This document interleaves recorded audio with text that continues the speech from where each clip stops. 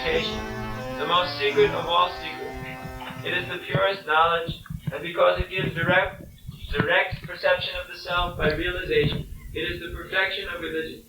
It is everlasting, and it is joyfully performed. Purport, which is 7 pages. And I'm going to read it all.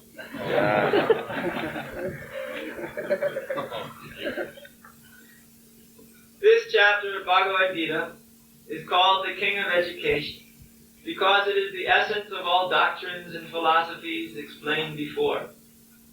Among the principal philosophers in India are Gautama, Kanada, Kapila, Yajnavalkya, Shandilya, and Vaishvanara. And finally, there is Vyasadeva, the author of the Vedanta Sutra. So there is no dearth of knowledge in the field of philosophy or transcendental knowledge. Now the Lord says that this 9th chapter is the king of all such knowledge, the essence of all knowledge that can be derived from the study of the Vedas and different kinds of philosophy. It is the most confidential because confidential or transcendental knowledge involves understanding the difference between the soul and the body. And the king of all confidential knowledge culminates in devotional service. Generally, people are not educated in this confidential knowledge. They are educated in external knowledge. As far as ordinary education is concerned, people are involved with so many departments: politics, sociology, physics, chemistry, mathematics, astronomy, engineering, etc.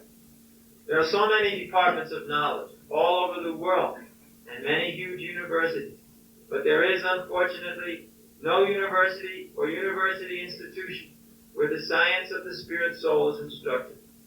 Yet the soul is the most important part of the body. Without the presence of the soul, the body has no value. Still, people are placing great stress on the bodily necessities of the life, not caring for the vital soul. The Bhagavad Gita, especially from the 2nd chapter on, stresses the importance of the soul. In the very beginning, the Lord says that this body is perishable, and that the soul is not perishable. Antavanta ime deha nityashoka sharirina. That is a confidential part of knowledge. Simply knowing that the spirit soul is different from this body, and that its nature is immutable, indestructible, and eternal. But that gives no positive information about the soul. Sometimes people are under the impression that the soul is different from the body, and that when the body is finished, or one is liberated from the body, the soul remains in a void and becomes impersonal. But actually that is not the fact. How can the soul, which is so active within this body, be inactive after being liberated from the body? It is always active. If it is eternal, then it is eternally active. And its activities in the spirit kingdom are the most confidential part of spiritual knowledge. These activities of the spirit soul are therefore indicated here as constituting the king of all knowledge, the most confidential part of all knowledge. This knowledge is the purest form of all activities, as explained in Vedic literature. In the Padma Purana, man's sinful activities have been analyzed and are shown to be the results of sin after sin. Those who are engaged in fruitive activities are entangled in different stages and forms of sinful reactions. For instance, when the seed of a particular tree is sown, the seed does not appear immediately to grow. It takes some time. It is first a small, sprouting plant. Then it assumes the form of a tree. Then it flowers and bears fruit. And when it is complete, the flowers and fruits are enjoyed by persons who have sown the seed of the tree. Similarly, a man performs a sinful act, and like a seed, it takes time to fructify. There are different stages. The sinful action may have already stopped within the individual, but the results or the fruit of that sinful action are still to be enjoyed. There are sins which are still in the form of a seed, and there are others which are already fructified and are giving us fruit, which we are enjoying as distress and pain. As explained in the 28th verse of the 7th chapter, a person who has completely ended the reactions of all sinful activities, and who is fully engaged in pious activities, being freed from the duality of this material world, becomes engaged in devotional service to the Supreme Personality of Godhead Krishna. In other words, those who are actually engaged in the devotional service of the Supreme Lord are already freed from all reactions. This statement is confirmed in the Padma Purana. Aprarabdha phalam papam kutam bijam phalam mukam kramenaiva praliyeta Vishnu bhakti ritatmana.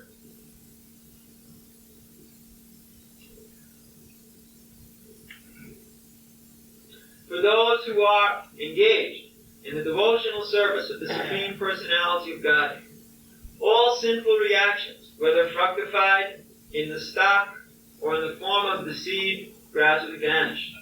Therefore, the purifying potency of devotional service is very strong, and it is called Pavitram Uttamam, the purest. Uttama means transcendental. Tamas means this material world or darkness. And Uttama means that which is transcendental to material activities. Devotional activities are never to be considered material, although sometimes it appears that devotees are engaged just like ordinary men. One who can see and is familiar with devotional service will know that they are not material activities. They are all spiritual and devotional, uncontaminated by the material modes of nature. It is said that the execution of devotional service is so perfect that one can perceive the results directly.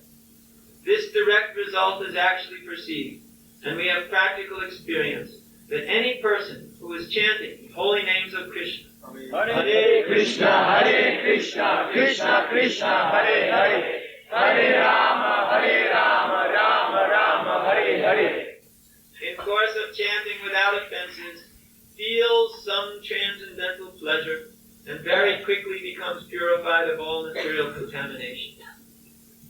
This is actually seen. Furthermore, if one engages not only in hearing but in trying to broadcast the message of devotional activities as well, or if he engages himself in helping the missionary activities of Krishna consciousness, he gradually feels spiritual progress. This advancement in spiritual life does not depend on any kind of previous education or qualification. The method itself is so pure that by simply engaging in it, one becomes pure. In the Vedanta Sutra, this is also described in the following words. Prakashascha karamanya abhyasat. Devotional service is so potent that simply by engaging in the activities of devotional service, one becomes enlightened without a doubt. A practical example of this can be seen in the previous life of Narada, who in that life happened to be the son of a maidservant. He had no education, nor was he born into a high family.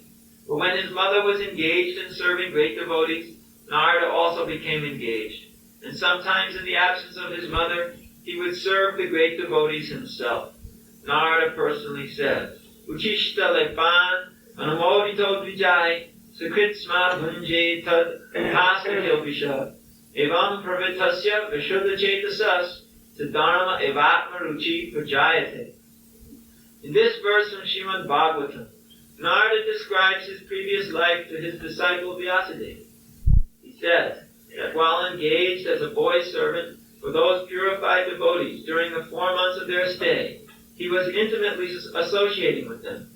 Sometimes those sages left remnants of food on their dishes, and the boy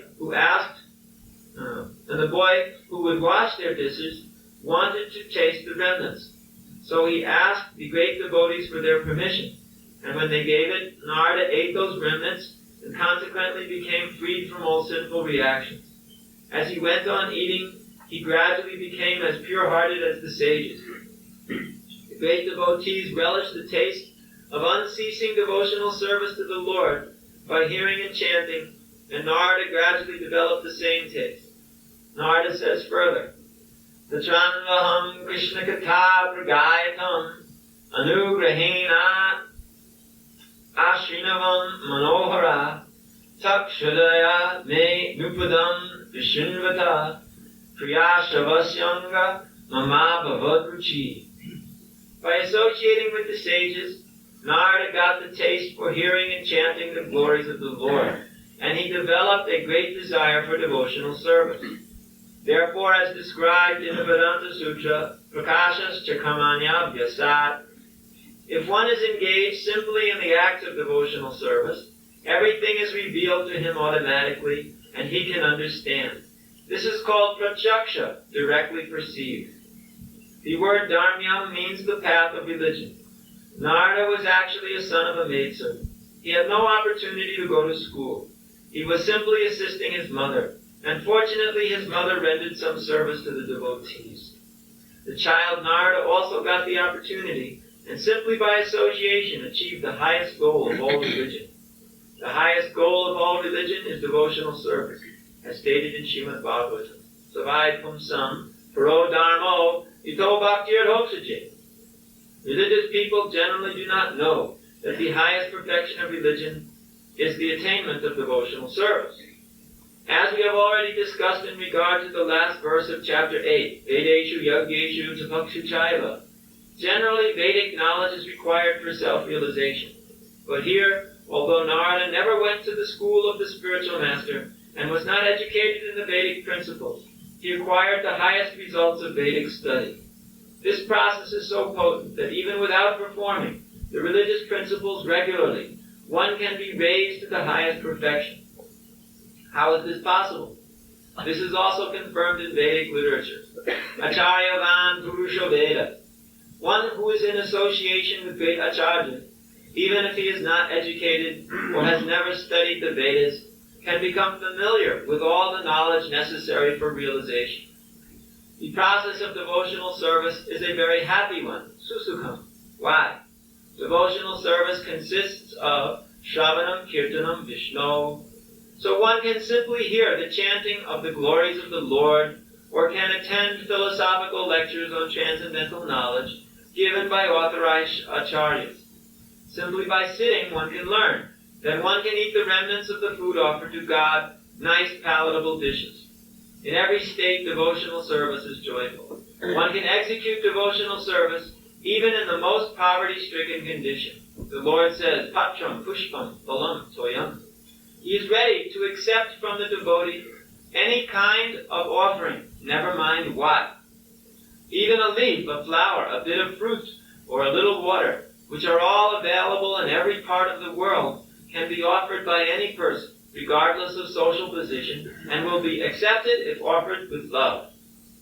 There are many instances in history. Simply by tasting the tulsi leaves offered to the lotus feet of the Lord, great sages like Sanat Kumara became great devotees. Therefore, the devotional process is very nice, and it can be executed in a happy mood. God accepts only the love with which things are offered to Him. It is said here that this devotional service is eternally existing. It is not, as the Mayavadi philosophers claim.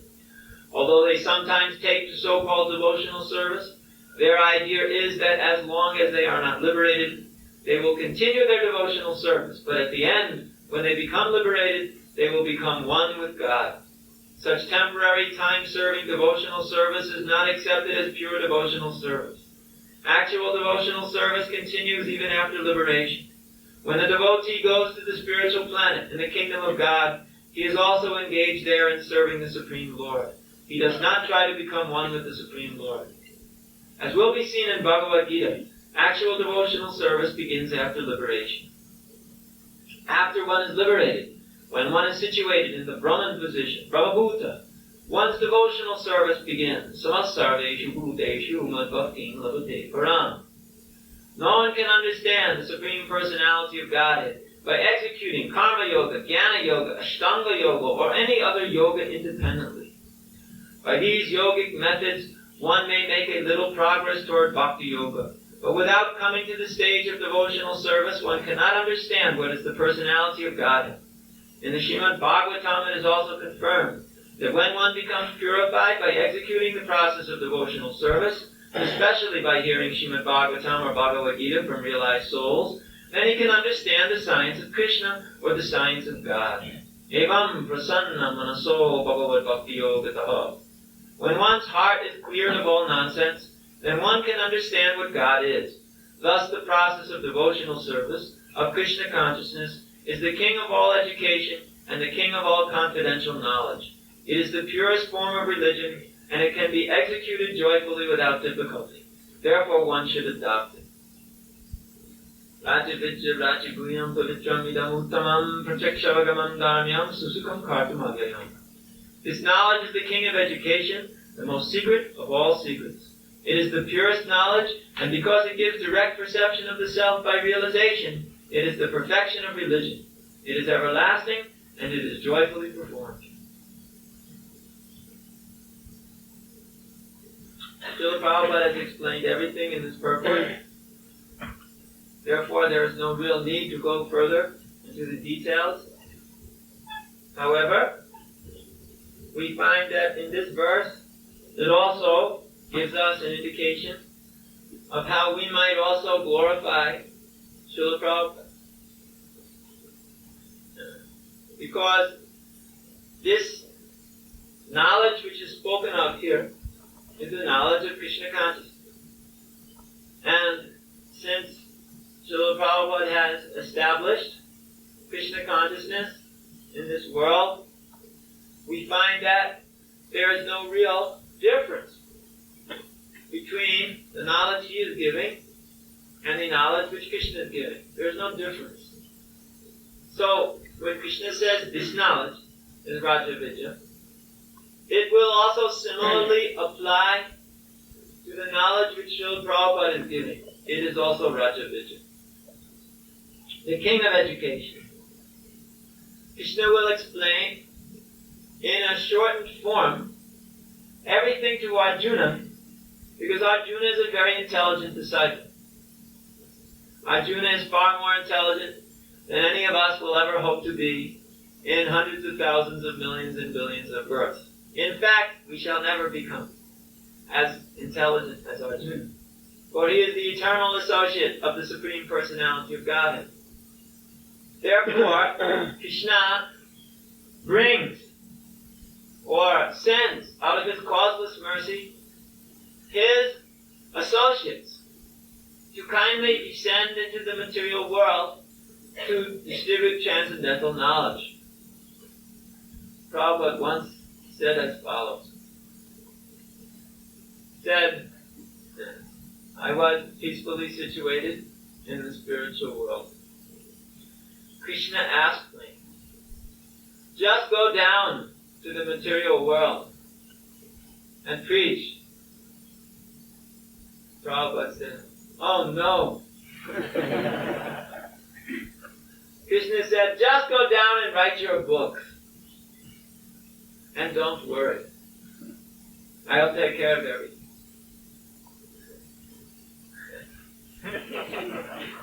And that's just what happened. Prabhupada used to mention, I was never very much attached to great austerities. Some of Prabhupada's godbrothers had done great austerities. We would not understand them or appreciate them. Therefore, we're not even going to mention them. But Prabhupada said, I could not perform austerity like that. If you heard what they were, you would know why. One had himself in a pit, covered over, dark, for some years, because of austerity. Nothing to laugh about. This is what he thought he should do. Another tied his seeker to his mosquito net so he could never fall asleep. Whenever the head would nod, he would pull on the net and he would wake up immediately, so he would never fall asleep. This is austerity. And by the performance of austerity, one gains spiritual power, strength. However, this was not useful austerity in the sense that it did not help to spread Krishna consciousness around the world. Therefore, Prabhupada said, I never could do that kind of austerity, this physical austerity. Rather, he said, my austerity is to continuously travel throughout the world to every town and village. we often try to get Srila Prabhupada to stay in one place. We often made plots. Yes, we admit it. International plots. Involving all kinds of persons. Involving all kinds of intercontinental telephone calls. And we made schemes by which we could arrange that Srila Prabhupada would stay somewhere and translate. Because, after all, this translation work and this writing of these purports, because translating anybody can do. Factually speaking, if you have a little knowledge, a little experience, you can translate. But to write these purports, Krishna just said four lines in this shloka. Prabhupada said 7 pages. Because Arjuna was very intelligent, but we're not at all very intelligent. In fact, we're rather dull. Therefore, for us dull fellows, Srila Prabhupada descended into this material world as a Nitya Siddha devotee, eternally liberated, just to give us dull personalities spiritual knowledge. Therefore, Arjuna, he understood the whole Bhagavad Gita in 45 minutes. We may not understand it in 45 years in the same way. Therefore, these purports, which Prabhupada calls his emotional ecstasies, are there to specifically bring out these wonderful points which Krishna has brought out for us. Therefore, Srila Prabhupada is bringing to us Krishna by enlightening. Enlighten. It means to cast light on something which is darkened. Now, this transcendental knowledge is eternally light, because light and knowledge are synonymous. However, because we are dull, therefore, the knowledge is not revealed to us. So we have to learn it from somebody else. Acharyavan Purusha Veda. One who's got Acharya, spiritual master, he knows what is what. Therefore, in the Veda, it recommends you approach spiritual master and try to learn from him. Krishna says it also in Bhagavad Gita. And Srila Prabhupada has already given all of the essential knowledge in these books. Therefore, we stress so much Prabhupada's books because they are Raja Vidya. They're the king of knowledge. Therefore, we have no personal inclination to write any books. We do not think it will make any difference, because Prabhupada has already given everything. He has already given everything in a perfect way. It does not need to be given in other ways. Although he encouraged us to write. In fact, also, Srila Prabhupada he engaged in one writing training session with me for some months. He would demand I write on different subject matters. He would give me a topic and then say, now write on this. Many topics. Even once he gave me this topic of writing on one book about Lenin. Even before I knew anything about coming to any communist country, he was already telling me about preaching to communists. We were staying in Sanand, one place, which is a kingdom, in Gujarat, in India. And Prabhupada had a very wonderful reception there. We had driven up from Ahmedabad in automobiles. And there was a place where there was still a king. He was an interesting fellow. He was very big, like a king should be. And he usually sat on a silver throne, because the kings were getting not very opulent in those days, therefore gold thrones were out. So, silver throne. And as soon as Prabhupada came, he immediately got off of the throne and put Prabhupada on the silver throne. To show that actually the devotee, he's got the real position. And there was a wonderful reception throughout the whole city. And every single person in the whole city came out. And they were all throwing flowers on Srila Prabhupada and offering praise. And it ended up in one big park area. And then the prince and the princess, they offered a ghee lamp to Prabhupada, which was, without a doubt, the biggest ghee lamp I ever saw. It took over an hour and a half just to light it. You have no idea how big that ghee lamp was, or how many lamps there were on it. It was this big around, and it had many layers. And the two of them held the lamp, Prince and Princess, and they offered it to Prabhupada, all lit. It was spectacular. And all the people, they just loved it. Everybody was in ecstasy in the whole place. There were many programs there in that place. Many kirtans, chanting of kirtans. Sometimes Prabhupada would just sit on his vyasasana, and he even would ask me to lead a kirtan, and all the people would chant in response. Prabhupada asked me to lead the kirtan in the way they were accustomed, which meant that you first chanted Hare Krishna, Krishna Krishna, Hare Hare. Then they would reply, Hare Krishna, Krishna. Just Hare Krishna, Krishna Krishna. Then we would go Hare Ram, Ram Ram, Hare Hare. They would reply Hare Ram, Ram Ram. Just packed thousands of people. It was very blissful kirtan. Anyway, during this time when Prabhupada lived in this kingdom, the king moved out into the servants' quarters. And the prince and princess anyway had another apartment somewhere else, just there in the same palace. So in the office there was a library there of many mundane, almost totally worthless books. But amongst these almost totally worthless books was one especially worthless book by Lenin, which was, I can't even remember the title now, something on work, some treatise he had written on work and the principles of work in the society. So Prabhupada took this book and was studying it. Then the next morning he was up on the roof and he was getting massaged by Hari Sori, massaged very nicely. And he was just sitting there in the sun. It was a very nice place. And I was somewhere else doing something else. I think I was making his toothpaste at that time. So then,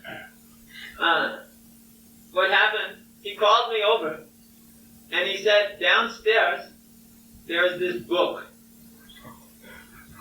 by this one Lenin. He said, you go down and get that book. I went down, and after a good struggle, because he put it back in the shelf, and there was about 5,000 books in there. But I finally found the book and brought it back upstairs. Then he said, now, read it. So I opened it up and started reading it.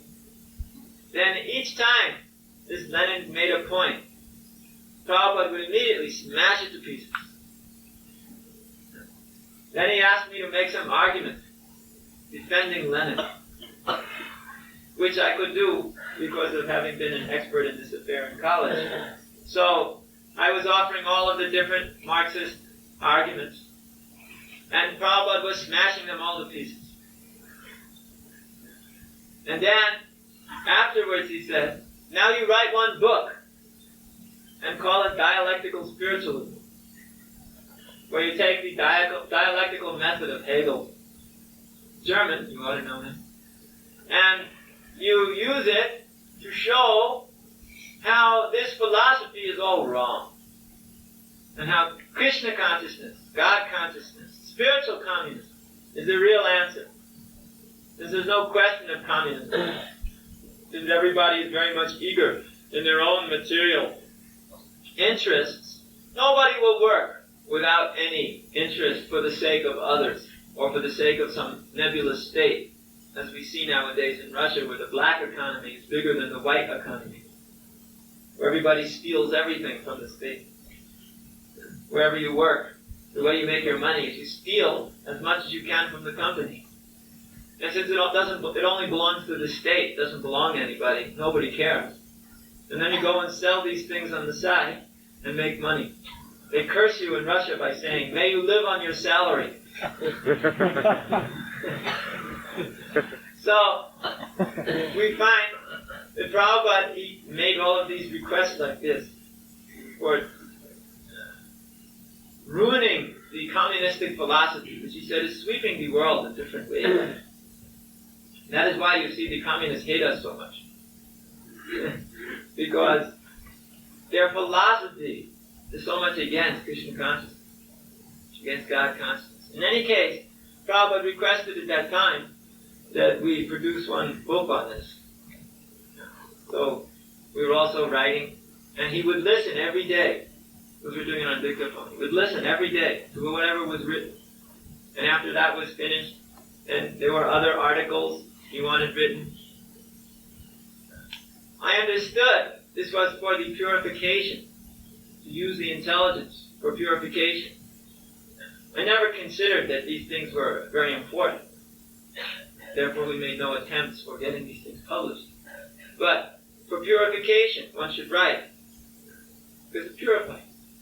However, when it comes to the real point of distributing Krishna consciousness, we find that Srila Prabhupada's books are perfect and complete. And they are the standard. That is why I have requested all my disciples to please kindly only read Prabhupada's books until you are completely proficient. Because if somebody else writes a book, you won't even know if it's on the standard or not, if you don't know what's in Prabhupada's books. Because Prabhupada's books are the standard. So first you know the standard.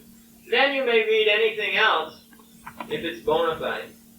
And in the light of that standard which you already know, as far as I'm concerned, the standard is good enough.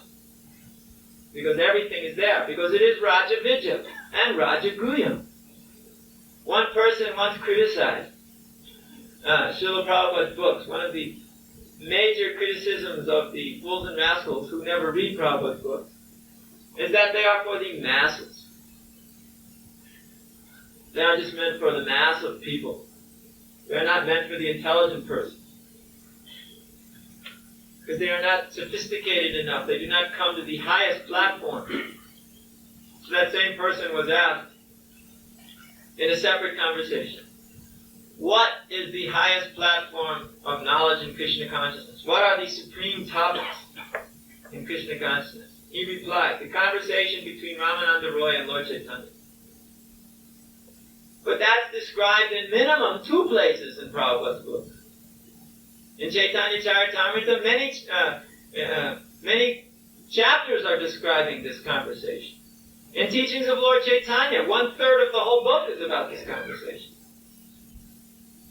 So how can anybody say that Prabhupada has not given us the highest? He's given, but they can't see it. Because they're blind. If you do not read Prabhupada's book, then you think that the highest knowledge is not there. Because you don't read it. And if you read it, you'll understand the highest knowledge is there. Because it is. You just have to read it. But it's Raja Guhyam. It's a secret. Even Krishna's intimate pastimes are revealed. But because you have to have some kind of qualification to enter into them, you can't do it, even though the book is on your shelf. Unless one is somewhat qualified. He can't, if he's envious, he won't even see. Therefore we find that what Prabhupada is presenting is certainly for the masses, but it is also certainly for the classes.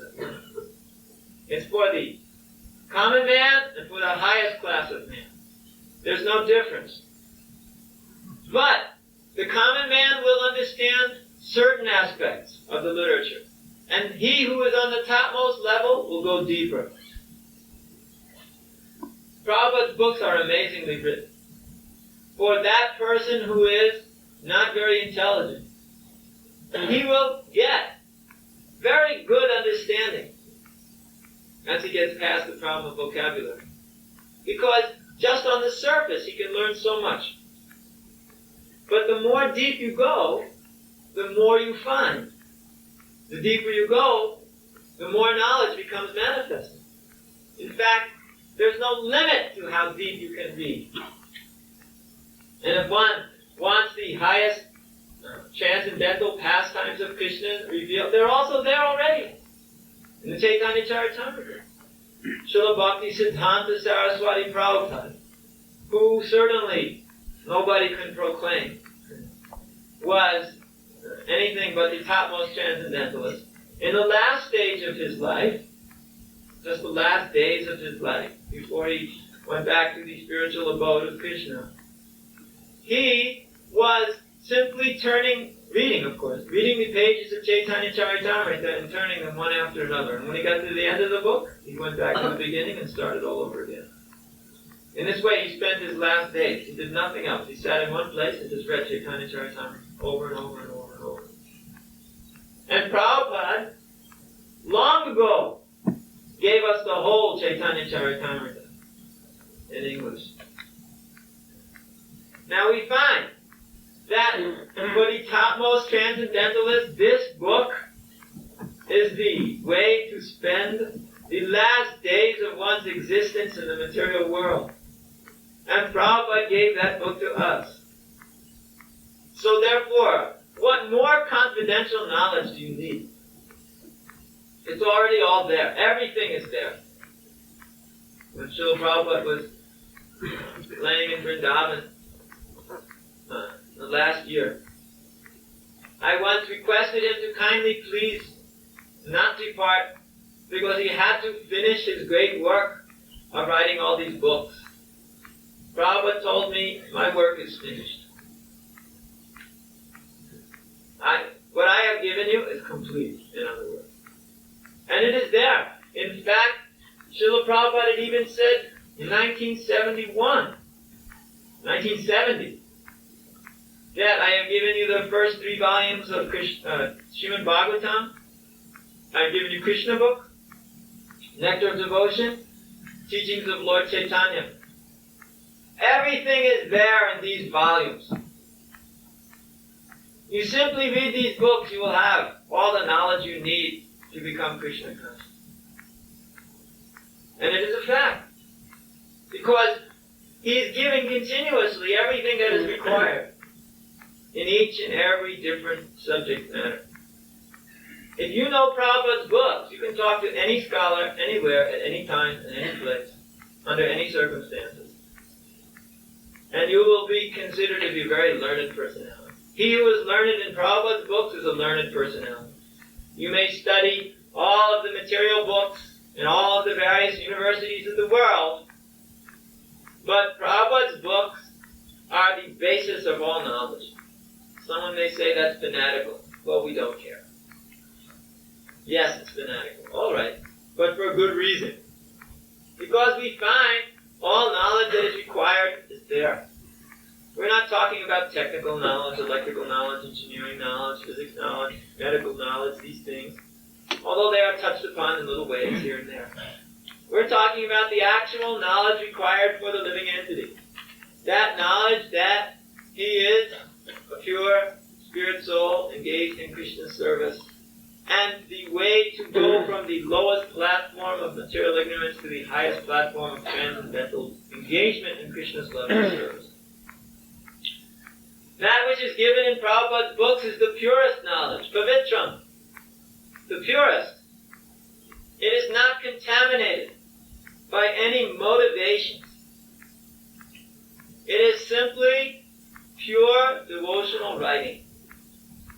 Therefore, by reading such transcendental literature, one becomes purified.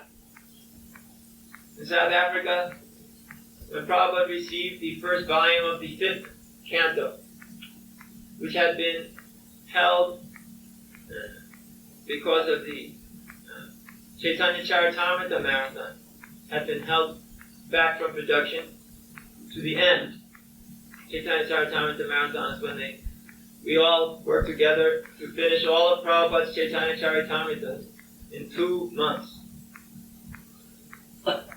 My particular job in that marathon was to marathonly type up all his tapes. Things were so much behind in those days that we even had stacks of tapes which were not typed. And listened to and edited. But anyway, the last book in the whole marathon of the 17 books lying in stock waiting to be printed was the Srimad Bhagavatam 5.1. So this book arrived to Srila Prabhupada when we were in Johannesburg, South Africa. It was also very interesting in Johannesburg because Prabhupada was preaching in Wit University. Now you know today about all the troubles in South Africa. It's big news. In those days it wasn't such big news. And South Africa had this system, still has I think, this system where the white man is first class, the Indian is second class, and the black man is third class. So the Indians, they were considered to be colored, not exactly black. So they had second class status. So Prabhupada was chuckling because he was supposed to be second class. So he went to Wit University, which was the highest of the first class, sat on a Vyasa-san on the stage in their auditorium, and spoke to a group of white people, the so-called first class, and proceeded to call them all fools and rascals. Because the book, the fifth canon, part 1, had been received that day, so the Prabhupada took this verse, which was speaking about Nayana Deha Deha Bhajan Miloke, the first verse of the 5th chapter. Kashtana Kamana Hati Vida Bhujana Jay. And in this verse, Prabhupada expanded on the point how Rishabdev was saying that if you do not accept this human form of life for self-realization, then you're no better than the dogs and hogs which eat stool. And he explained to the people in the audience how, although they were all first class, they were actually acting as if they were 10th class because they were living like animals. So the South African devotees, they were sitting on the stage.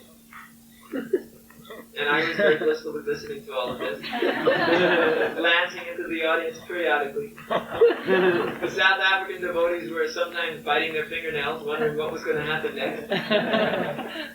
And at the end of that lecture, some people came forward to ask questions, very respectfully, extremely respectfully. And when Prabhupada left, he got the most respectful departure. How do you say? Farewell. Yes, not a farewell, but when he left, everybody was saluting him. So then when Prabhupada came back to the temple, it was very late at night. It must have been around 12:30. So Prabhupada's servants, our job at night was to massage Prabhupada's legs because of circulation problems. Prabhupada had a very old body. He was 80 years old. At that time he was maybe 79. So you do not travel around the world at that age. At that age you generally stay in one place and retire. Not Prabhupada. He never stopped. He used to leave me totally exhausted. Totally, completely exhausted. After morning walk, I had to carry around, because in those days the technology was not so great. So I had to carry around a reel-to-reel Grundig tape recorder with the battery pack. This thing weighed so much, I practically would collapse after the whole morning walk. It's just so heavy. And it would always bounce against your leg as you would walk, just going... And Prabhupada was walking so fast. Wherever he was, he just walked down. And all our so-called young men would just collapse when we returned. It would take at least a half an hour to recover from the morning walk. And Prabhupada was just very enlivened. Anyway, so the one time where we had to do some maintenance for Srila Prabhupada's body is at night to massage the legs by squeezing. And this was usually a very difficult job because us so-called young, healthy personalities would always run out of energy sometime in the middle. And very bad to fall asleep while you are massaging Srila Prabhupada. So it was a very great austerity late at night. Anyway, this night, Prabhupada was just laying there in the bed with a big smile on his face from here to here. And he said, I have called them all fools and rascals. And they did not object. And he was just laughing. Because he knew perfectly well about the political situation in South Africa. But he was just laughing because of the potency of Krishna consciousness.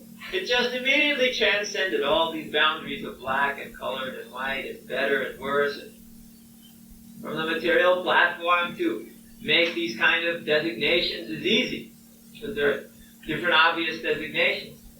But when you come to the spiritual platform, it's not at all easy or even possible to make such designations.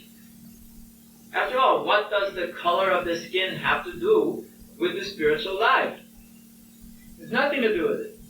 But because these persons were so much absorbed in these affairs, Prabhupada felt it was a great victory for Krishna consciousness. Because they couldn't even object. They didn't see him anymore as a second-class citizen Indian. They didn't see him as an Indian.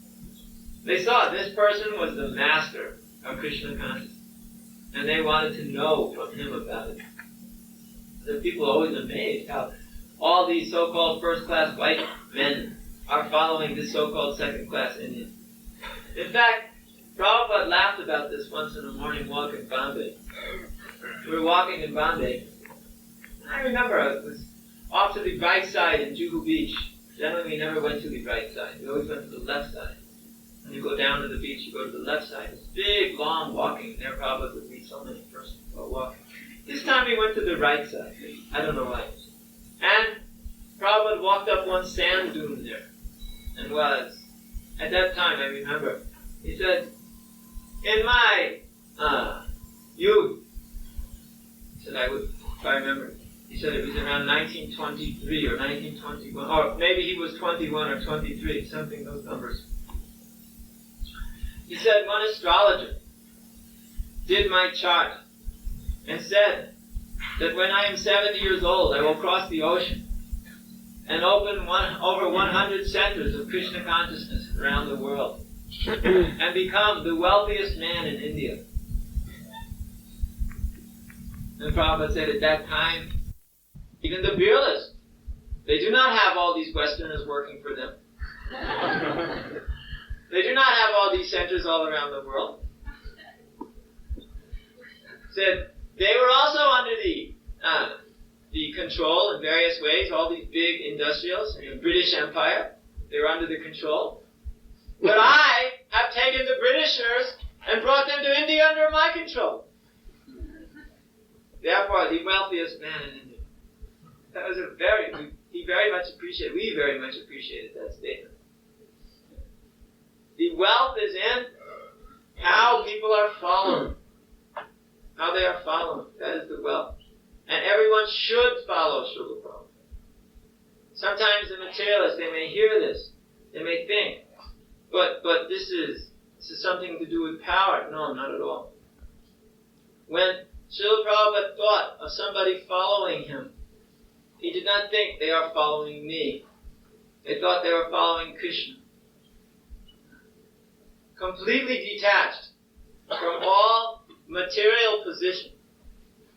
How do we know? Well, we have seen. Because it's not always that people would just respect Srila Prabhupada and fall down before him. No. Sometimes they would come up and scream at him. Sometimes they would come up and criticize him. That is the test of the purification. This way Prabhupada defeated many rascals by not doing anything. One story. In Hyderabad, we were having big pandals in 1972. In Hyderabad, it was in November. And many thousands of people would come. And Prabhupada stayed in the house of one very big, rich life member. His name was Panwal Pidi. Very nice man. And there was some front room as reception and the back room as dining area for Prabhupada. And his living quarters were somewhere in the middle. And in the back of the house was a place where us servants were all gathered. And where we were, at that moment, happening to be taking prasadam. Since Prabhupada had finished eating and was just sitting there in his room. All of a sudden we had noticed that 7 men were coming in the room of Srila Prabhupada, uninvited. We're not even sure how they got in. And surrounded him and were screaming at him furiously. Well, there were just about 5 of us there at the table, and each one of us were ready to tear limb from limb, all 7, without any problem. So, we were just about to storm into the door when Srila Prabhupada's longtime servant at that time had of course, more cool head than the rest of us. He said, "No way. Srila Prabhupada will handle this. If he needs us, he'll let us know." So there were 5 faces glued to the doorway, waiting for the slightest indication. So, breathing heavenly. So, they were screaming at Prabhupada, and it was all going on in Hindi. So we didn't understand one word of it.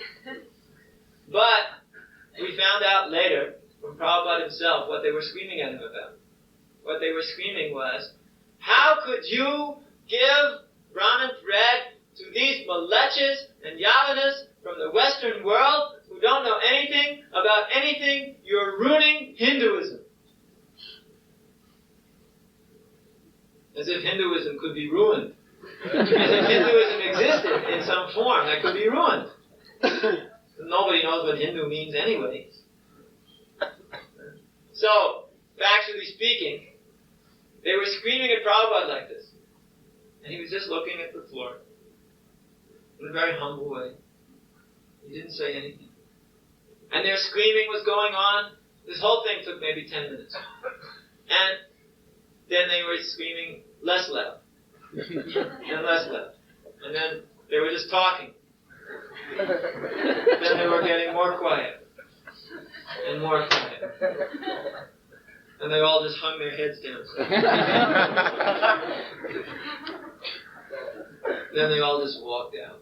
And we never heard of them again. They were factually the leaders of the Hindu organization in that town. They were very powerful men, politically powerful and religiously powerful. But they were defeated completely by Srila Prabhupada's humble presentation. He just thought, why are they so much upset and what can I do? He's just looking at the ground, depending on Krishna. And they all just were defeated. Defeated completely without one word being spoken. Without one word being spoken, they were defeated. That is one of many examples of the incredible depth of humility of Srila Prabhupada. And other times, Prabhupada would demonstrate that humility in another way. By even engaging in a conversation with somebody who was directly blaspheming him, like anything. I remember in Bombay in 1975, there was another time, one man, I think he had some position in some bank. I don't remember who he was. But he sat in front of Srila Prabhupada in one of Prabhupada's darshans, and I was sitting off to the right of Prabhupada's table. My job was to have the Bhagavad Gita, and then Prabhupada would quote like the first 2 or 3 words in a verse, and then he would say, "Look it up." So then you have to be very good at this one, because you'd have to hear only 2 or 3 words mentioned once. And you didn't even know that these words were going to be something you had to look up. Just like, for an example, Prabhupada would have said, like, Raja Vidya Raja Gunya. Look it up. Yeah?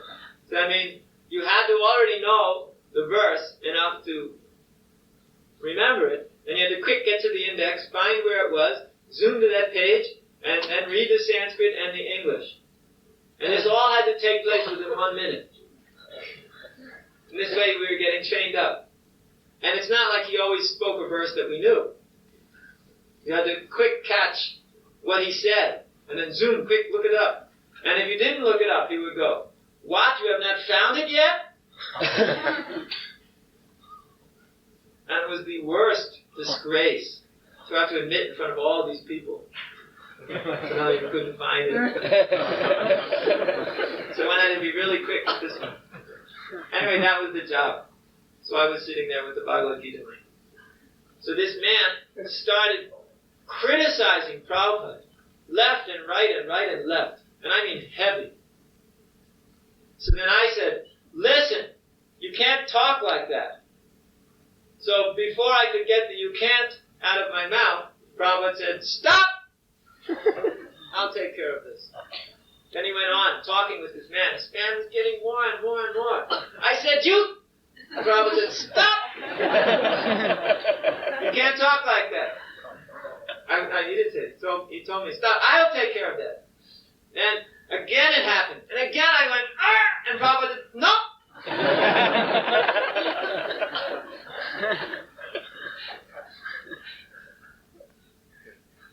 There's another man. But this man was not like this man. But this man who was criticizing Prabhupada, at the end, he was defeated also, and he surrendered to Prabhupada. Especially because he saw that here I was, ready to just throw him out the window. And Prabhupada was stopping me. Because he wanted to talk with him. He was allowing him to talk with him. This man was foolish. He thought, let's test the sadhu here. By really criticizing and being very angry and see what he does. And Prabhupada was answering the criticisms because they were criticisms of Krishna consciousness. But he never got upset in any way. And that man at the end surrendered. That is another kind of humility.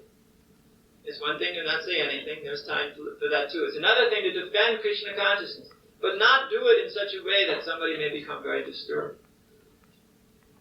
There's another man. But this man is a nicer man. But he used to drive all of us crazy. Because of the familiar way he used to deal with Srila Prabhupada on the morning walks. And there were always intense battles between this man and his groups and Srila Prabhupada and us. And they were battling back and forth these philosophical points. Every morning there was one battle after another.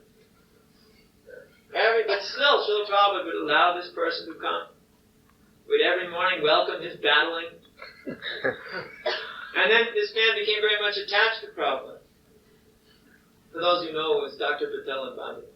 And then he came up to Prabhupada's room later on, all the time.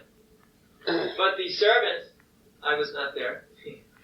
I was in the other quarters in there, doing some typing with it. Some of the servants thought, this man is such an annoyance to Srila Prabhupada. He cannot go in. Prabhupada's trying to rest. Because Prabhupada was taking a nap at that time. He used to rest he used to rest 3 times a day. In the evening time, just for 2 hours. In the morning time, for 1 hour, and in the afternoon for 1 hour. So this was during the morning 1 hour rest. So this man was barging in, and Prabhupada's servant at that time, said, you cannot go in, Prabhupada's taking rest. And then, this man was saying, but I must see him now. You cannot forbid me from seeing him. It's very puffed up. So then, there was a big battle, a huge battle. And Arisori, because he's strong like anything, finally pushed this man out the door. But the battle was so noisy that Prabhupada got up and came out and wanted to know what is going on. So then this man was talking about this servant here and this and that and the other thing and getting all hysterical. And Prabhupada said, come on. And sat him down in his room and they went on talking. Even though, you see, so great, exalted personality, he always had time to see somebody like that. Of course not everybody, but still, just see. There are many instances of this. I remember in Vrindavan also, I was Prabhupada's secretary at this time. This was in 1976. And this was another one of those international plots, BBT plots. It was my job at this time, in this intercontinental BBT plot, to not let anybody come into Prabhupada's room, so he could also translate in the afternoon. He would translate in the morning time, but that would, hard to describe, but that would usually mean one tape. One tape was 45 minutes. 45 minutes generally was something like 18 pages when you type it up double-space. So, we wanted him to also translate in the afternoon. But this time it wasn't just the plot between myself and Rameshwar, though all the devotees in America were behind this plot. And everybody who was with us on the party was behind this plot, so I was really confident of this one. I thought that Prabhupada, he can't complain about me this time. He had complained about me a lot in the past, getting involved in all these plots to have him translate more. So I thought, this time I'm safe. So I was situated in Vrindavan, right outside his door, and wouldn't let anybody come in. I wouldn't let anyone come in and disturb him, because he was also translating in the afternoon. But then he said, so, is anybody coming? I said, no, Srila Prabhupada, nobody's coming. Then he looked at me, no one is coming. No one is coming. So then when we went on the morning walk the next morning, the people who I had thrown out because Prabhupada is working, they all came running up to Prabhupada and said, he won't let us in. Well, that was the end of that plot. Prabhupada said, I must let them in. Otherwise they will think I am just some proud Swami, proud of my wealth. I must let them all in. But then I started pleading with Prabhupada that all over the world, everybody wants you to finish your books. You want to finish your books. It is just these 1 or 2 or 5 or how many 10 men want to come in. Can't we make some other arrangement? And Prabhupada said, all right, so you give the darshan. Me? He said, yes. You may preach to these persons, and that will do good for you and benefit them as well. So I said, all right. So Prabhupada was translating upstairs. So then it came time for his darshan. There was me sitting there. So then all the people came in.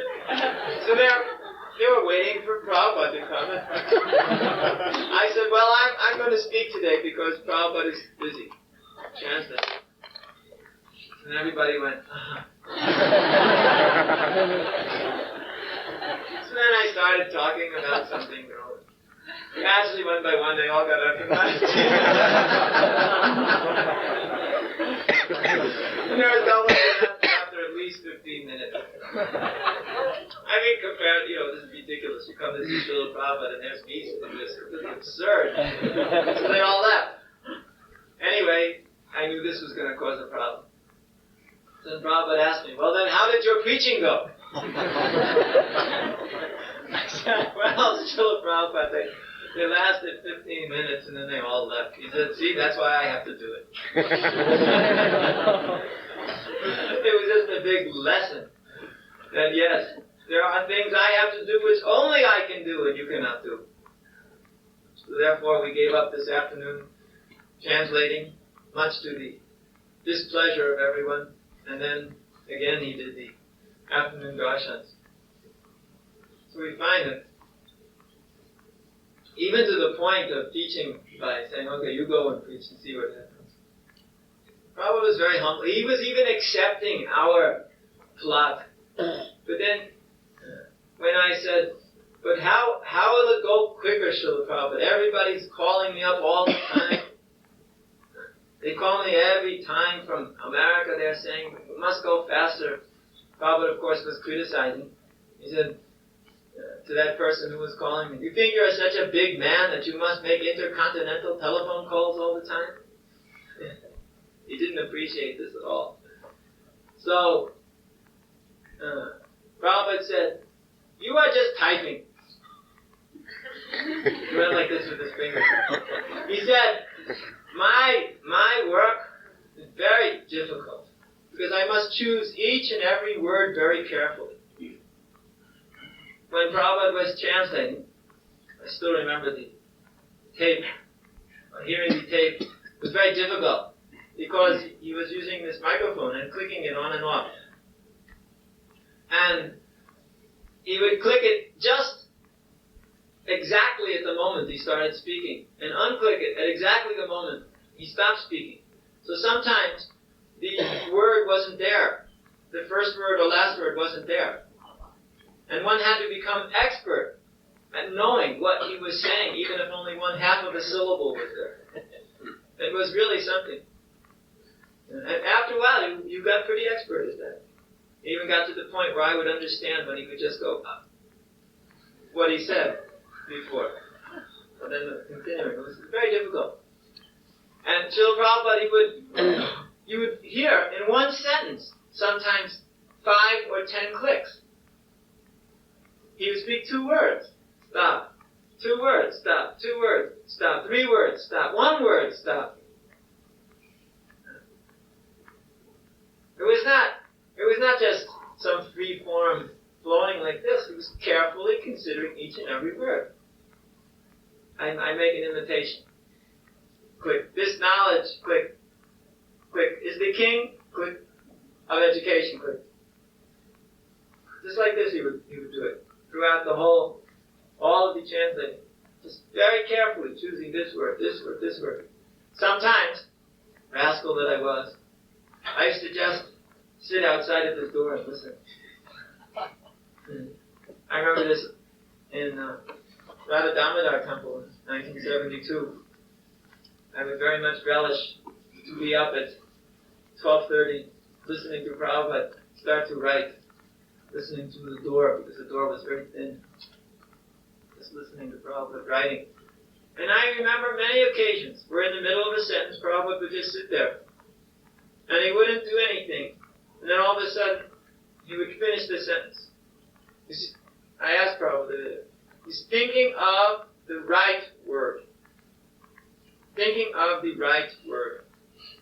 That's what he meant when he said, I have to choose my words very carefully. I have to weigh my words very carefully. Because each of these words will be the standard for 10,000 years.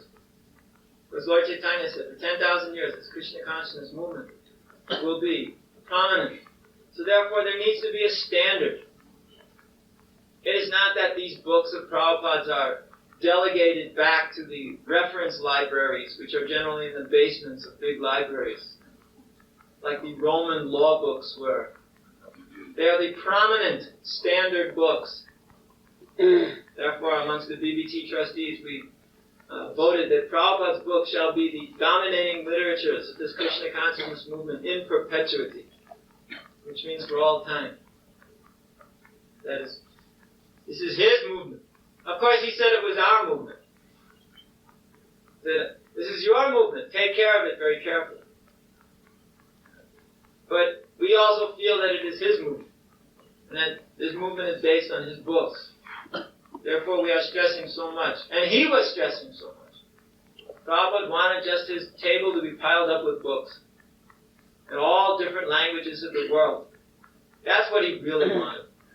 Above all things, he wanted that his books shall be produced in every language of this earth. It was at the same time in Sanan, on that roof, right after giving this assignment about Lenin, that Prabhupada said that you should print. And it was amazing he said that too, because at that time, my basic service to him was his BBT work and cooking. And I did the travel arrangements, and I was also his treasurer, but that's something else. And there was no question of going off someplace and engaging in book production or printing or something or preaching. But he said, you should make sure every one of my books is produced in every language in this world.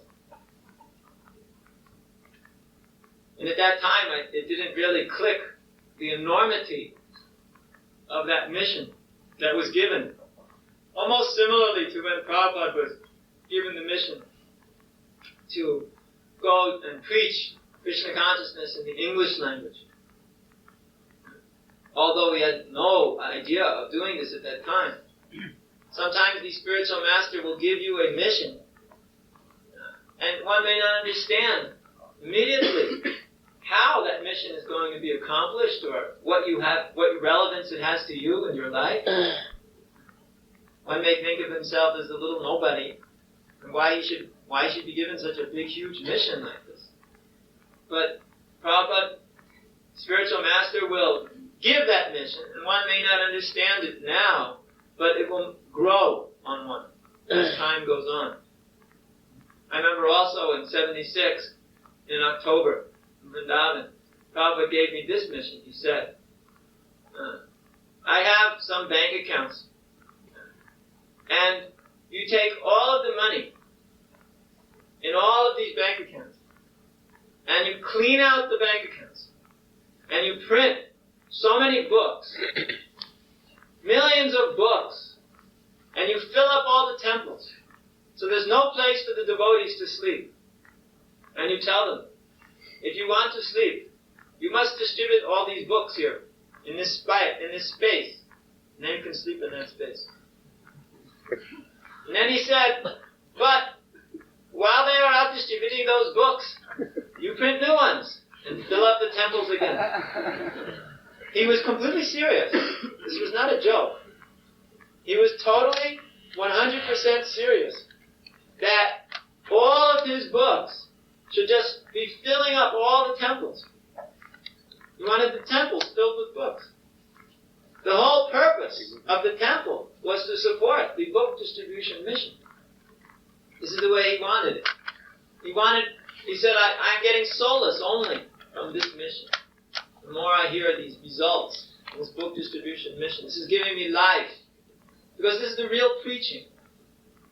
The real preaching is distribution of these transcendental literature. Production and first you have to make them, then you can distribute them. Therefore, we are pushing this so much because that's what Prabhupada wanted. We may not understand very intimately that much about Srila Prabhupada. We think many others have understood these things much better, and we find that the Lamrita has given all kinds of details. There's no need to repeat any of them from me. But one thing that we have understood is that, above all, our main business, as a movement, as a society, whichever way you are helping that's all right. But our main business is to bring people to Krishna consciousness by the agency of Prabhupada's literatures, and then engage them in distributing more literatures to bring more people to Krishna consciousness. Or engage them in the production of these transcendental literatures. But even if you're a book producer, don't forget, at one point it so happens that all the books are finished. So then you better have your life ready to be readjusted, to then turning into a distributor. Yeah. See, the book producers here, they have this understanding now. Yeah. Turning all different colors. It's one of the most difficult things in the world for a book producer to run out of books to produce. It's practically a devastation. We went through the same thing too. We haven't been engaged in Prabhupada's book production from the very beginning. In the very, very beginning, we were engaged in building the press, where all of the DBT work would go on in New York. And then right after that, we were engaged in proofreading work. And right after that, we were engaged in typing Prabhupada's tapes directly and doing the first editing on them in the Sanskrit and other things. So we find that all of this activity of book production just goes into your blood, and you can never get it out. But at one point, one finishes the books. And at that point, those whose blood was actually sustained in book production starts to turn all different colors because they don't know anymore what to do with their lives. It's a fact. So, Prabhupada was very merciful upon me. He said, oh, you have not finished. How many languages there are in this world? Many thousands. And in each one of those languages, make all of Prabhupada's books. And you must distribute them too. I remember in 1977 when I brought this first Yugoslavian Sri Upanishad, which had been produced in a super Maha marathon. Even, I remember, we produced this book in one day. I tell you this story. One person in Yugoslavia had translated this. He was a theosophist, not terribly intelligent, but at least he made a good translation. So, not a devotee. So, we had gotten this book typeset in Frankfurt. One lady, very nice lady, name was Becker. She was working marathon for making Prabhupada's books because I had told her that Prabhupada was in a very bad condition and we do not know how long he would live. So I wanted to offer him as many of his books as I could in these different languages to inspire him to go on living. And somehow or another, she completely understood this point and dedicated her whole life to typesetting these books of Srila Prabhupada. We paid her, but it was not, she put aside all other jobs just to typeset Prabhupada's book, this Ishopanishad. So, we had her working on such a marathon. This lady was a super pro. We had her working on such a marathon. She finished the whole book in a couple of days. Then when I got all of it, because it was typed, in those days there weren't photo typesetters really. I mean, there was only a couple of them on the market. They're very expensive. We couldn't afford them. We did it by hand. When the typewriter, these special composing typewriters, would make hard copy, it's called. They make the ink on the paper. So then we got all these stacks of these papers, and then I made an all-night marathon, laying out the book, all night long. Couldn't even see anymore at the end of it. Didn't know where the pages were, where anything was. And we brought in the next morning, this boy had come from Yugoslavia, we brought to her place where the typesetting was going on. We brought the boy, me, razor blades, the wax machine for doing the layout. It's a machine that used to melt the wax. And we used to put the papers through it and put wax on the end. Then he glued that on the layout. And he was proofreading over here. She was composing over here. And I was making all the corrections by cutting them out and putting them on. And we had already arranged 3 days before with Mondrian Company. Probably the only, probably the most purifying thing they've ever done in their whole lives, these people.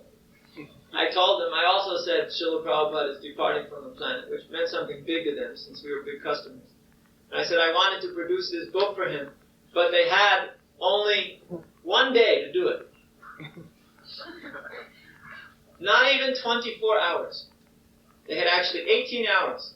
I had predicted that they would have the book by 2 in the afternoon. And I needed it back in my hands by 10 in the morning the next day. Completely printed. They were only going to get flats. Just simply the text typed. Usually what you have to do is you have to take a film of this. Then you have to do all kinds of opaquing or scratching, however it was positive or negative. Then you have to have it checked. Then you have to make montages. Then you have to get it printed. First the cover, you have to print the cover, you print the papers. Then you have to bind the whole thing. Normally speaking, it's a 2 to 3 week job. Normally speaking. I told them you've got from 2 in the afternoon to 10 in the morning. It wasn't even 2 in the afternoon, sorry. It was 2 in the afternoon that devotee who was driving it from Frankfurt to that place, where is it, Bielefeld, he arrived at 5:30. So they had from 5:30, and then he had to get back, another 3.5 to 4 hours. So they actually had from 5:30 at night to something like 6 in the morning, or 7 in the morning. And they were like scratching their heads, because no one has ever asked them in history to do this before. But they actually did it. They actually did it. They mobilized their whole company and just did it. So we were there doing all this. The car was running outside, waiting. Devotee was in there who loved to drive like a complete madman. We put the most mad driver in the car. Told him, this time you just drive like a madman. Authorized, bona fide madness. So we gave him all of the flats, he drove like a madman, got there on time. They worked all night, they did it, printed everything, bound it all up, gave the book, and I had 5 books in my hand at the time of getting on the airplane.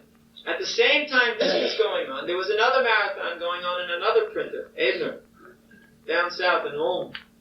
And he was printing the 3 Krishna books in German, and the second canto, first and second volume, in German. Except they couldn't get together the cover cutting and the putting together in time. So I had to have a cutter in my office in the Schloss. He cut all the covers and put them all on. And I fly off to India with all these books. Prabhupada was very, very happy just to see these books. Very happy to see these books. And the first thing he asked me when he saw this Yugoslavian Ishopanishad. He said, "Can you distribute this book?" Being that there was a Yugoslavian program at that time was myself and one assistant. I said, knowing well that there was no way to distribute the books, I said, "Certainly, Srila Prabhupada, we'll distribute these books." He said, "Good, then you should reprint them." So as soon as you can distribute some books, you should reprint them. So therefore, I think the Yugoslavian distribution is especially blessed because Prabhupada was very eager to distribute and print a lot of those books. He was very happy for that. So we should understand we all have this mission. Every one of us here have this mission because this is the mission I've been given by Srila Prabhupada.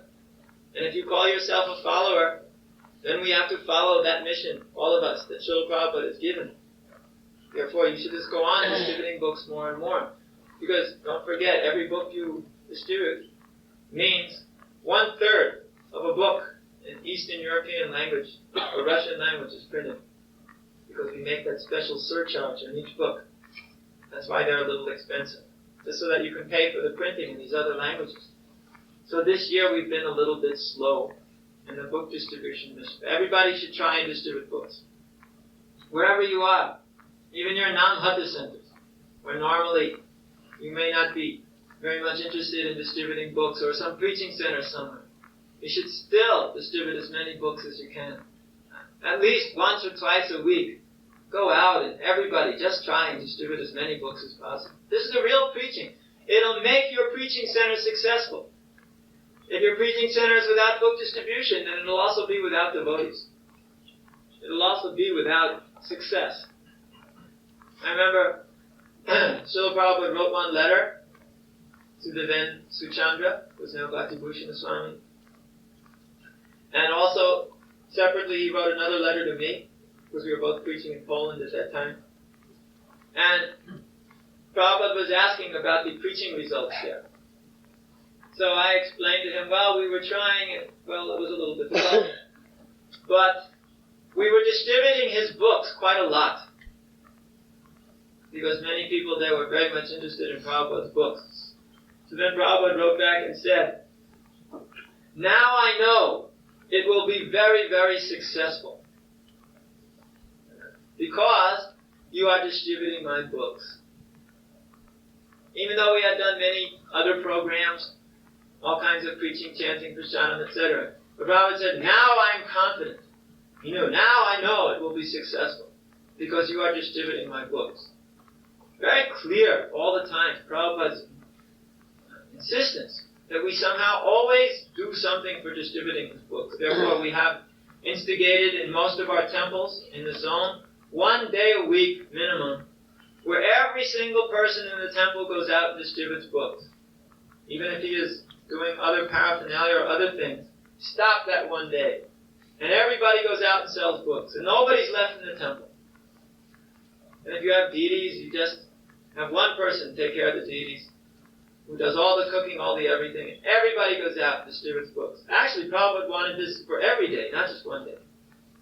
He wrote in a famous letter in 1974 to Sri Govinda, who was the president of Chicago, because he had been winning the book distribution. So Prabhupada said, everybody in the temple should immediately go join the Sankirtan party. He wrote it in his own handwriting. And in the body of the letter he said that let one person remain back to take care of the deities. And that every other person in the temple go out and distribute books. Because he knew for sure that if this book distribution could go on, then everything would be successful. And because he was knowing, in this case about Poland, that we were distributing his books, he often afterwards would speak directly about how that country would become completely overwhelmed with Krishna consciousness. Those of you who are interested in these things, you should know that for sure, that Prabhupada already predicted it because of his book distribution. The only country he ever talked about in Eastern Europe was Poland. And that is the best place. Everybody's simply interested in Prabhupada's books. There, if you have one of Prabhupada's books on the street, immediately you are accosted by all kinds of people who want to buy it. They will even fight sometimes if they only have one book and 2 buyers. So, the days are coming when also in our lands here, where people are rather dull and not terribly interested in Prabhupada's books or anybody's books, unless they're about sex or meat and drugs, then they're interested. But we find there's also this rapid increase, increasing more and more. Therefore, we should take advantage of this. We should also try in all our centers, minimum 1 day a week, if not 2, everybody out and just distribute books. Whether you're the president, the floor washer, the pot washer, the cook, the treasurer, whoever you are, just get out the door. You'll find there's nothing more ecstatic. Everybody should do it. It's very nice. Especially in these preaching centers. It doesn't matter if you can only do 5 books, 10 books. Of course, it's much better if you can do 20, 30, 50, 80, 100. That's very nice. But just try something, because then one will understand Prabhupada's mission more. He will actually be able to taste Prabhupada's mission. You can't taste Prabhupada's mission if it's devoid of book production and distribution. Or directly support. You just can't. It's not possible.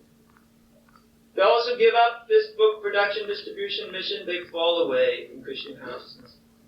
Those who've got it fixed in their hearts, they go on forever. They'll never stop. So, therefore, be sincere. Always try to bring more and more souls to the Krishna consciousness movement so that they can also take part of this nectar. They can also become absorbed in Prabhupada's mercy. Sometimes people think, oh, such a difficult thing to do. But we say, without Prabhupada's mercy, without the nectar of Krishna consciousness, coming in the form of this transcendental distribution, then how you'll become Krishna conscious? It won't be possible. Maybe something, but the real nectar is that way. Someone may say, oh, I absolutely cannot do these things. Well, who can say, I cannot do? Everybody can present Srila Prabhupada's literatures. They're very easy. First of all, they're first-class books. They look nice, and they're the best literatures on the subject matter in the universe. Therefore, what's the problem? You've got a first-class product. What's the problem to present the first-class product? It's the simplest thing to do. You just tell them, this is a first-class product, sir. I remember the first thing I ever really did in Krishna consciousness. I wasn't yet a devotee. I was in the category of a guest. I didn't come to the temple to join. In fact, I had only heard about Krishna consciousness the night before, or the night before that. Just heard about it for the first time by seeing a program. So I decided to come to the temple. So at that time, I was a nobody. I never left the temple, but that was another thing. So they all were going somewhere. I said, where are you all going? They said, we're going on Sankirtan. I said, what's that? We go downtown on 55th Street and 5th Avenue, and we chant Hare Krishna. I said, 55th Street, 5th Avenue, they chant Hare Krishna, that's far out. I want to come too. They said, all right, get in the van. I got in the van. So we're in the van. And there are all these stacks of magazines there. I said, what do you do with these things? They said, we sell them. I said, really? How much do you get for them? They're $0.25. I said, really? I didn't say any more. As soon as we arrived at 55th and 5th, the door swung open. I grabbed the back of Godhead, jumped out of the van, ran up to the first person I saw and said, you've got to take one of these magazines. They're fantastic, and it's only $0.25. The man reached into his pocket, pulled out $0.25, and said, thanks, and walked on his way. I was thinking, that's easy, give me another one. Then the Sankirtan leader came over and tapped me on the shoulder and said, you can't do that, you're not a devotee. I said, but here's the quarter, I just wanted to say, get over there and chant. What's the matter with you? I was very disturbed. But I took it as just that's the way things were. All right, I I guess I'm not a devotee, so I better keep chanting. But that was very blissful too. I mean, it is not very difficult to present these literatures. You just have to be a little fired up, a little enthusiastic. If you have a little enthusiasm, anybody can preach. A little enthusiasm, you repeat what you've heard. Don't be afraid to say, I don't know, if you don't know. And when you preach to somebody Krishna consciousness, then you find out, he's asked me many things and I couldn't present it very properly. So then you go and you study the books and find out the answers. And then you go out and preach again. And then you get more confidence. But then you meet somebody who defeats you. Oh, this is not very good. Then you go back and study again. That's never going to happen again. Study again, read. Then you go out and preach again. And after a while, you get to the point where they don't defeat you anymore. And they're very much interested to hear. So, we should try to come to that platform as quickly as possible. Study these books. Actually, in South Africa also, when Prabhupada got that 5th canto, part 1, he said, they think these books are just for distributing. They think these books are just for selling.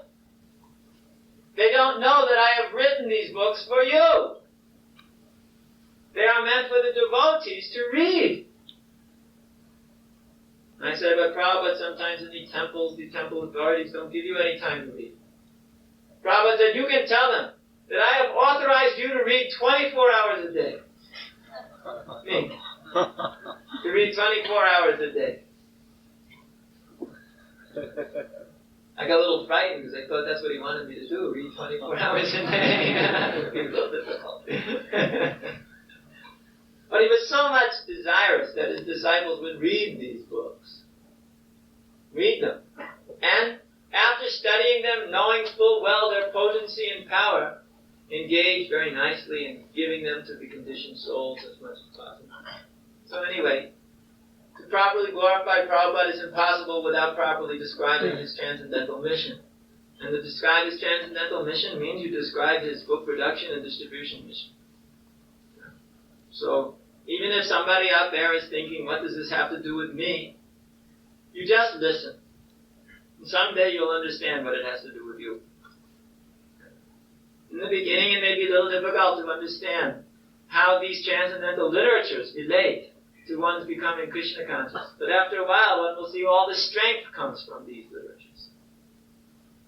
Actually, all the strength, the conviction, being freed from doubt and fear, this all comes from these literatures. So, we thought we'd just give that introduction on behalf of Srila Prabhupada. Harikesa. Jai!